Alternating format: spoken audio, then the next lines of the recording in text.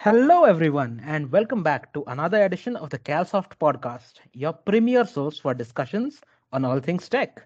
I am your host, Shantanu Pant, and with me today is VG Iyer, a returning guest. Hi, VG. Hi Shantanu. Now, VG has had a long and illustrious career, and now she's here to share her wisdom. As for her credentials, well, she's been in this field for what, over 15 years now? Yeah, that's right. That's a lot of skill and learning. Anyway, without further ado, let's jump right into the topic. Today, we're going to be discussing hyper automation. So, VG, I've been hearing a lot of buzz about hyper automation. I've even seen it trending in our circles. What's your take on it? Yes, that's right. Even Gartner has listed hyperautomation as the number one technology trend in 2021. At its core, hyperautomation is simple. It combines several tools and technologies to enhance automation. Automation, as you know, is already widely flourishing. So, given its far reaching utility, the fact that hyperautomation is the most popular trend for 2021 makes sense.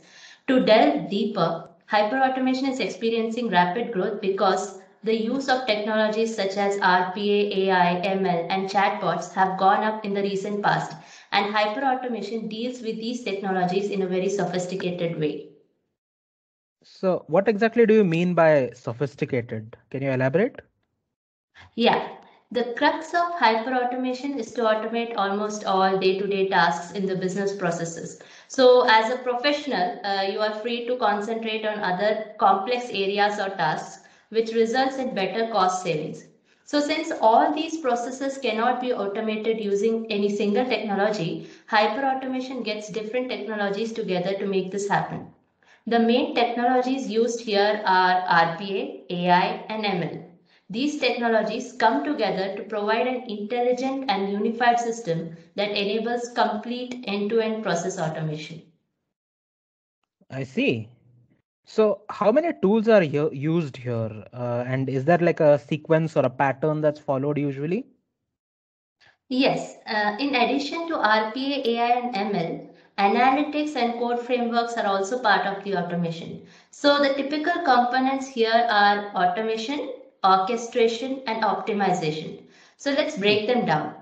Automation, in addition to RPA, can also include IT automation tools along with some other automation solutions that are necessary to include the various interfaces and departments in the company. So, singular blocks of the whole process individually with different Hmm. tools.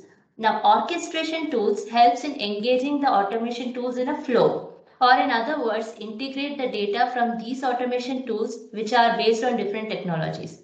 Then in optimization, which comes under the umbrella of AI and ML, where the data at hand is analyzed for glitches proactively and then changes are implemented. I see, I see. So let me get this straight. RPA, ML, AI are at the core of the main components, right? How do all of Right. them work together?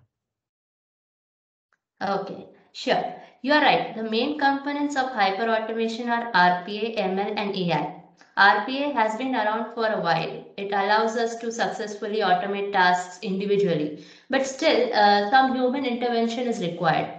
Also, it cannot work with unstructured data, which is why it cannot singularly handle end to end automation. So, hyperautomation takes RPA beyond that and makes the human intervention almost nil. It incorporates AI and ML to allow machines or chatbots to think without human interventions. Here, ML is very crucial because it analyzes and learns past data patterns. This learning from past data predicts as well as improves the decision making of the machines. Thus, hyperautomation combines all the tools and works in a unified way without human intervention. I see. Well, hyperautomation seems to be extremely useful. Like other automation processes have benefits like time saving and more efficient processes. So, what really sets hyperautomation apart? What makes it better than all the other processes? Correct. Like with any other automation, the benefits, as you rightly stated, are like there are few errors introduced in the system. The processes become much faster. Repetition is handled efficiently. customer satisfaction is improved greatly. The solution is easily scalable and also the costs come down drastically. But the main differentiator is here that it enables more efficient optimization of the talent, that is the human resource in any organization. In that, it leaves the employees more time to focus on more nuanced tasks, priority tasks, or those tasks that strictly require human intervention. This ultimately helps in building a more engaged, smarter workforce and induces a collaborative, efficient environment. Plus, with AI and ML in the picture, the decisions can be taken proactively based on the data collected over a period of time, and the teams can keep on improving the processes. I see. So, like, so far, hyperautomation seems like a really good choice. But are there any challenges in hyperautomation that we can foresee? I won't classify them as challenges, but there are some points that we need to keep in mind to ensure that the automation is fruitful and worth the investment. They are, you have to clearly define and identify what processes could go in for automation, take inputs from internal team members and arrive at the, what processes are tangible and which can be automated. Once these list is prepared, in that too we have to prioritize which processes have to be addressed first. And thirdly, choose the right solution to go in for the automation, as in selection of the app tools for the automation. And finally, for some companies, it would be an entirely new ball game. So we have to ensure that all the stakeholders are taken together and are on the same page to make it a success. I see, I see. Can you give us some practical examples, like just for clarity's sake? Yeah. For now, hyperautomation has mostly entered into the processes which are triggered by some documents or emails. And then, based on the ask for industry, the information is extracted out of it, and if needed, it responds to it. So this slide shows how the flows goes. The document is collected by RPA script. It is then processed by machine learning, from which it extracts the relevant data. So now, before the extraction of data, the authenticity of the document can also be validated before extracting the data from the file using various ML models. If the ML logic confidence is low, a human intervention could be involved here. The document information is then either given to the RPA script for any further action or stored as relevant records in the system. To take a practical example, let us see how it works for order management. So in order management, the business receives orders which have to be processed and then fulfilled, and the records are entered into the system. If the business is growing, the expectation from the system is that the order gets placed without any delay and gets fulfilled with the least errors or is completely error-free.